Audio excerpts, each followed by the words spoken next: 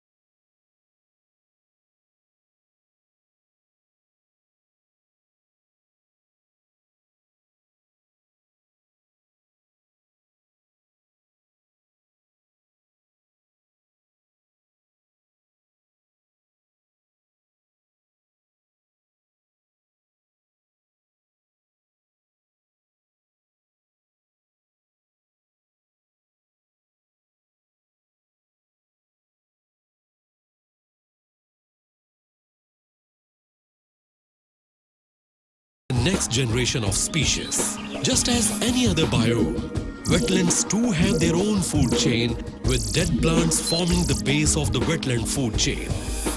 Leaves and stalks falling into water ultimately decay and become food for aquatic insects and small shrimp-like animals. These in turn become food for fish, frogs and birds. Some animals of the wetlands, like the moose and the capybaras, eat live plants. Capybaras are found in South America and live in small herds. They are similar to giant guinea pig and have partly webbed feet. They have eyes and nose on the top of their head so that they can see and breathe while swimming in the water. Turtles are one species of animals that are omnivores. That is, they eat both plants and animals. Then there are specialized predators that haunt the wetlands and are at the top of the food chain of the wetlands. They are crocodiles and alligators.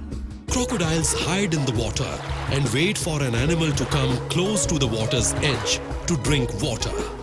Unaware of the hiding crocodile, as the animal comes close enough, the crocodile sweeps the animal off its feet with a strong lash of its tail and snatches it in its mouth. This way in which these crocodiles hunt is known as stealth.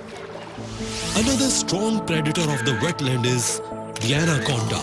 It is world's heaviest snake and is found in South America. Wetlands are its favorite hideouts. It silently slips through the water in search of capybaras and caimans. As it finds its prey, it coils around the victim and suffocates it by crushing the lungs. After the victim dies, the snake swallows the whole body. This way of killing the victim for food is called constriction. It might sound impossible for the snake to swallow huge animals, but as the snake starts to swallow its victim, the bones of its jaw dislocate. This allows the mouth of the snake to stretch around the huge body of the prey and swallow it. For the animals of the wetland, living here is no less than an art. The land animals find it is hard to walk around the wetland without getting their feet stuck in the mud. To overcome this problem, several kinds of deer have developed feet that are spread out when they put their body weight on them. Ducks and otters have webbed feet that they use for both swimming and walking in the wetlands. Jasanas are the kind of birds that have amazingly long toes that spread their weight widely. This allows them to walk over water lilies without sinking. They also use their long legs as stilts to wade through shallow water. There is one group of animals that includes frogs and salamanders that can live on both land and water. These animals are known as amphibians. The young ones of these animals, like tadpoles, live in water and breathe through gills. As they grow into an adult, they shift their base to land. But it is important for the adults to keep their skin moist, so the adults prefer damp habitats.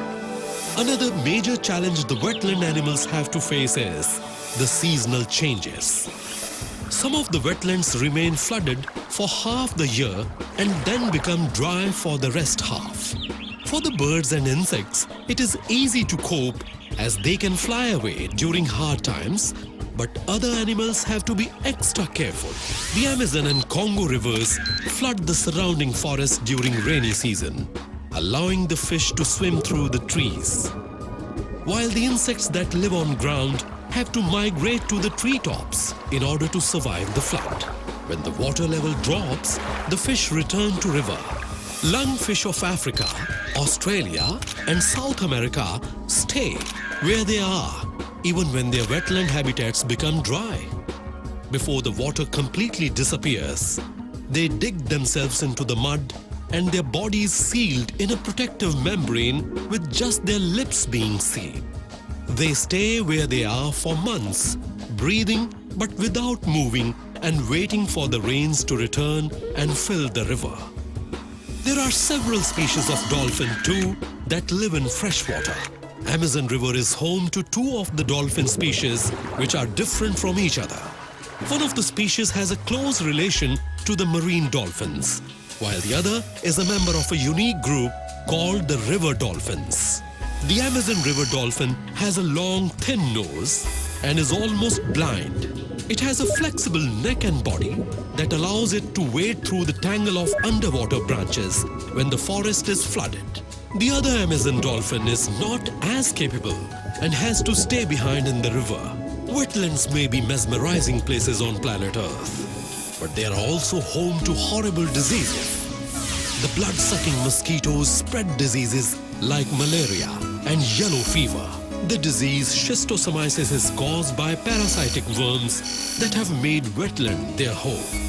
The life of these worms takes shape in the bodies of snails and then leaves their host to swim freely. Paddling through the water filled with these worms is dangerous, as these worms then burrow through the skin and set up their new home in the human body. This causes an itchy rash called swimmer's itch. It can also lead to more serious problems. Leeches are the other bloodsuckers found in tropical wetland. These leeches stick to the ankle as one wades through the water, and they are capable of slipping under clothes and into shoes. These leeches stick to the ankles as one wades through the water, and they are capable of slipping under clothes and into shoes. They fasten themselves into the skin of human beings, using their sucker-like mouth and secrete a painkiller, so they are not felt on the body. Some leeches prefer frogs and fish to suck the blood, while others like to suck blood from large animals, including human beings. There are certain kinds of leeches that are used for medicinal purpose to get rid of blood that has collected in the swellings. The biggest leech in the world can be found in Amazon, and it grows up to 18 inches long. A wide array of birds have also made wetlands their home. And if one is looking at the densest population of the birds on planet Earth, then wetland is the place to head for.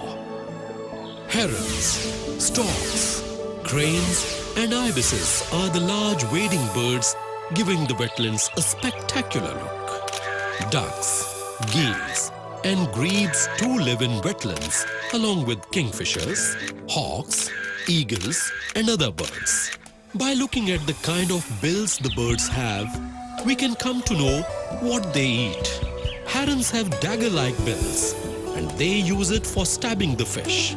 Herons make use of their sharp eyes to spot the fish, and before they can strike their target, they curve their long neck back in S shape. Of all the wetland birds, shoebill and the whale-headed stork of Africa have the most unusual beak. They use their gigantic bill to dig lungfish out of their burrows and also to snatch fish from the water. The shoebill bird may appear fierce in their looks, but they are quiet and patient birds. They are capable of standing for hours without any motion in their body, waiting to ambush fish and other prey. The breeding season is the best time to watch these birds. This is the time when males and females court each other.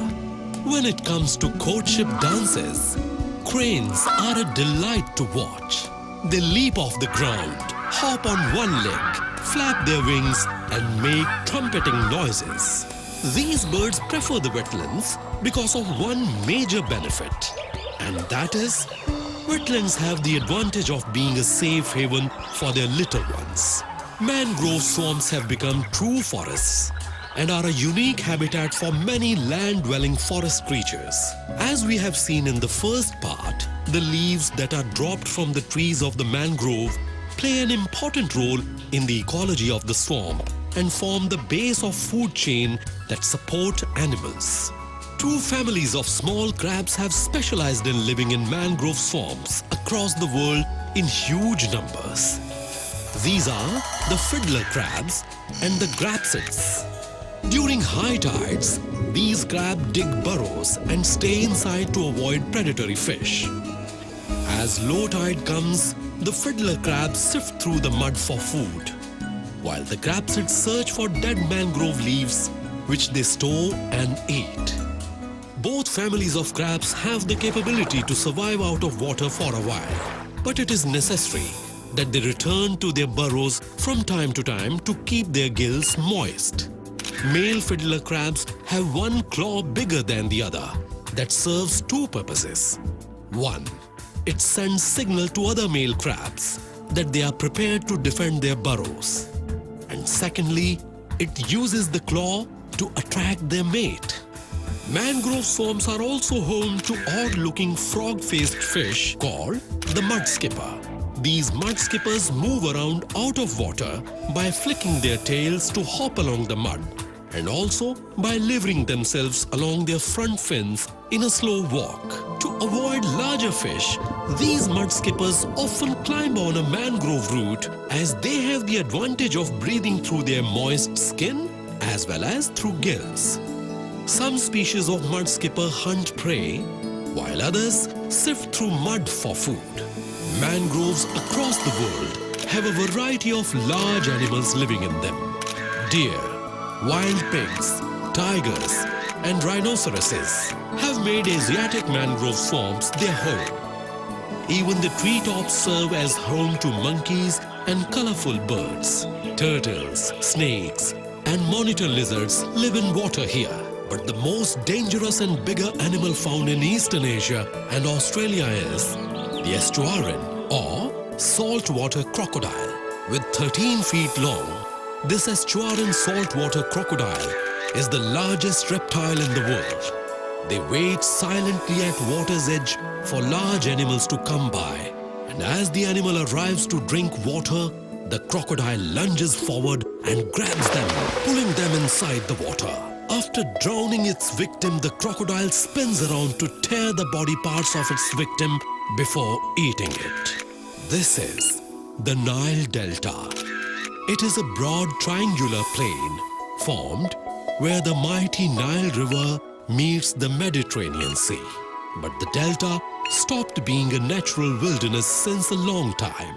The land was used by ancient Egyptians, later by the Romans to grow crops.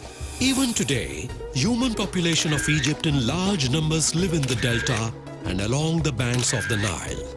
The Nile Delta is haven for migratory birds. Every year, more than 1 billion birds fly from Europe and India to the Nile Delta.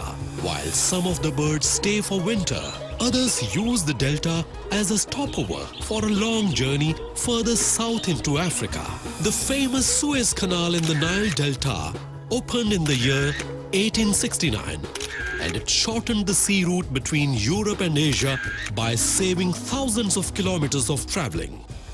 When seawater flowing along the new canal flooded a low-lying area, it formed the Great Bitter Lake. Cairo, the capital of Egypt, lies at the base of the Triangle of the Delta and has been the largest city in Africa for centuries. To the west are the pyramids at Giza that were built 4,500 years ago. Throughout the history of mankind, wetlands have played an important role in the lives of humans as well as wildlife. It is important to learn more and more about the wetlands in order to realize its importance and ensure its safety.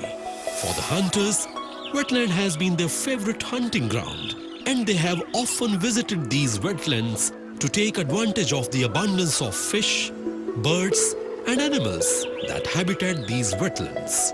During the dry season, early cattle herders led their herds to wetland areas in search of green grass. Over the years, most of these people have developed ways of surviving here and have become wetland specialists beautifully, making maximum use of whatever the area has to offer. People in the fens of eastern England and the Netherlands developed what came to be known as wetland cultures. Hunters floated wooden ducks on the water to fool real ducks so that they came within catching range. This same trick was also used by the ancient Egyptians. While people in crafts business used reeds for making baskets, roofing material, and other related items, the people used flat-bottomed boats to move around the shallow wetland waters, maneuvering the boats using long poles. Some 5,000 years ago, the wetlands of southern Iraq served as a home to a certain group of people called the Marsh Arabs or Madden. These people live on islands in the marshes constructed with reeds. They use the reeds to build elegant canoes and beautiful arched houses. The Marsh Arabs had a varied occupation involving hunting and fishing, along with growing rice and keeping herds of water buffalo tethered to their islands. They enjoyed a unique lifestyle for many years, but unfortunately, this unique lifestyle is disappearing at a very fast rate. Wetlands played an important role in development of farming, and people have been growing crops here around 10,000 years ago. Then they shifted to the river floodplains, and farming spread and developed in ancient China and other places. Very often, farming can change a wetland to such an extent that it ceases to be a wetland.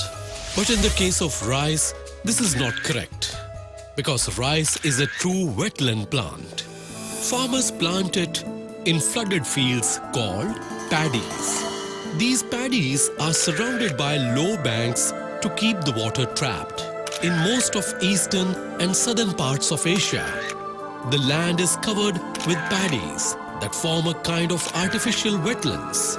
These artificial wetlands can be important habitats for frogs, snakes, and migrating water birds along with other animals.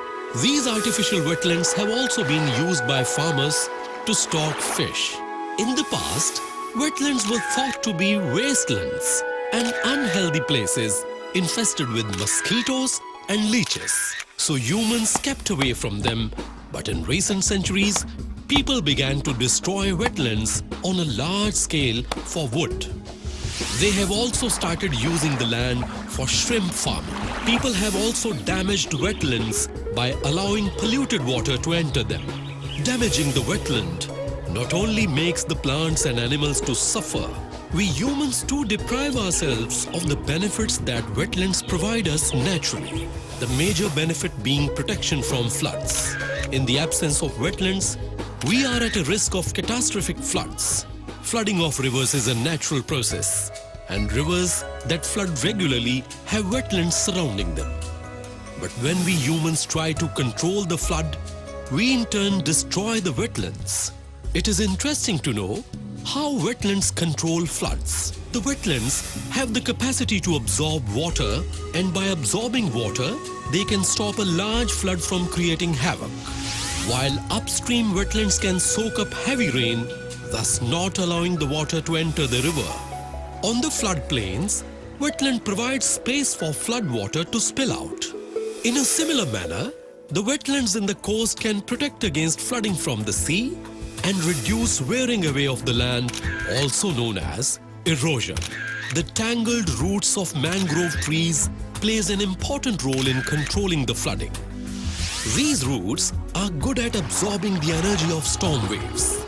In the absence of these trees, the storm waves would wash ashore and do great damage. Wetlands also serve as water purifier. When water passes through a wetland, it comes out purer than before. Fertilizers mixed in water can be easily removed by the wetland plants or by the bacteria that lives amongst the roots of these trees, thus purifying the water. Some wetlands, like bogs, have the capacity to hold on to chemicals called heavy metals, and thus preventing them from getting into drinking water. Due to these purifying properties of water, people have set up various systems for water purification. In many countries, sewage water is purified using bed of reeds. Another system is to use wetlands containing water hyacinth plants to purify water polluted by heavy metals. The plants absorb these toxic chemicals and are later scooped out of the wetland and thrown away. Wetlands have many more added advantages that can serve the human race across the globe. Like, by trapping heavy rains, wetlands give water time to percolate into the ground and fill up underground water stores. Peat bogs help reduce global warming by removing carbon dioxide gas from the air. Wetlands provide natural beauty to the surroundings, and this natural beauty of the wetland landscapes and wildlife can be enjoyed by ecotourists, thus providing jobs to the local people and helping the local economy to flourish. For scientists, wetlands and bogs are a storehouse for historical records. By digging into them, the scientists can find the evidence of the types of Earth's plants and climate that existed thousands of years ago. The world's largest river delta is formed where the Brahmaputra and Ganges rivers of Asia flow into the Bay of Bengal.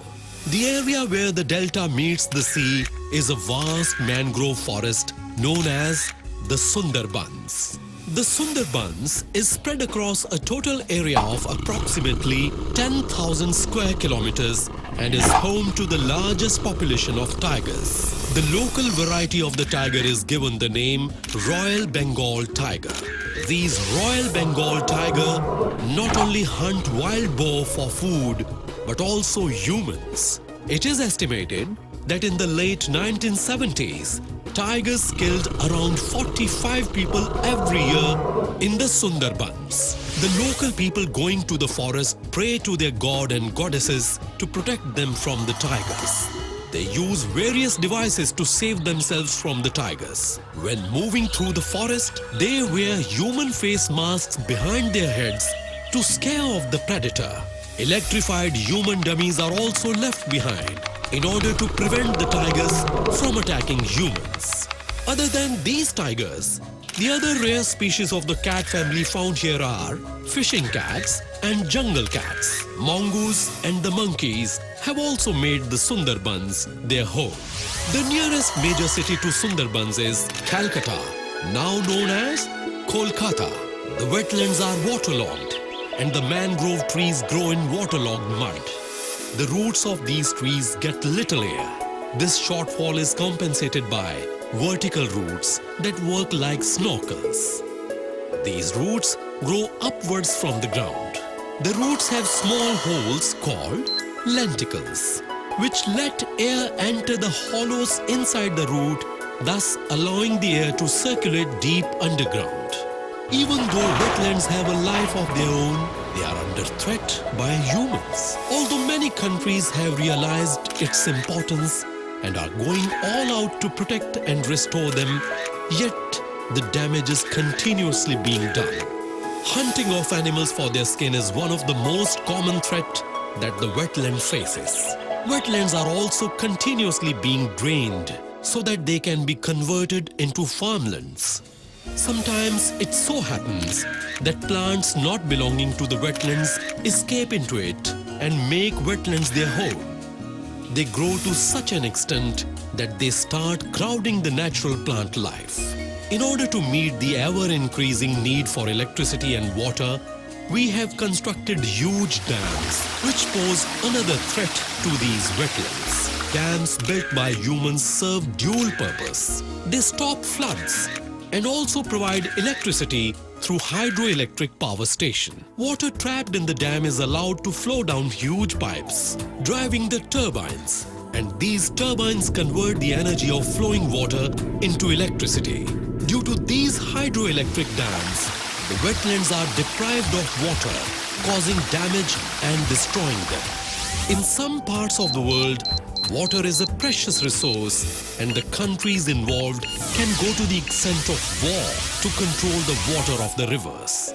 Global warming is caused by greenhouse gases that build in the atmosphere and trap the sun's heat. Because of this, many wetlands near the coast may end up drowning under the sea. Rice paddies might be responsible for making global warming even worse.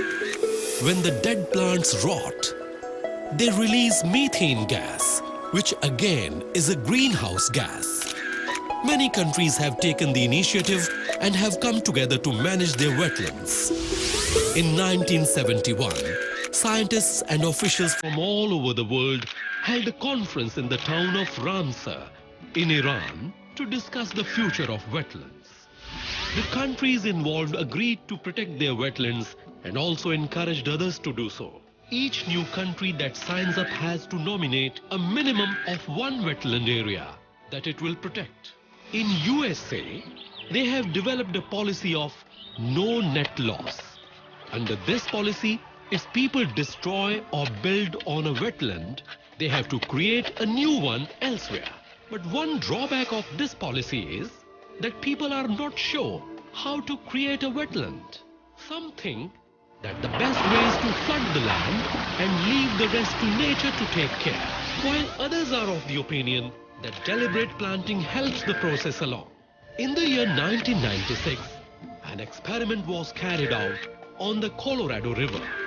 Flood water was deliberately released from a dam that resulted in recreating riverside wetlands. Ever since, natural flooding of river is being allowed to take place again on certain rivers. In due course of time, large wetlands may also be restored around the Mississippi River to help control flooding. These steps taken by human beings are a positive step towards conserving wetlands of the world. We now understand the wetlands and know how they work. We are also aware of the consequences that we will face if we try to interfere with them. Today, no developed country can build a dam without stopping to think the damage it might cause to the environment. But many people think of their present needs and do not look at the future consequences. As a result, the wetlands will always remain under pressure as humans continue their development and exploit the wetlands for their future benefit and survival. Come what may, one thing is sure, benefits provided by the wetlands cannot be measured in money. But if the wetlands were to disappear from the face of Earth, the world would surely be a poor place to live in.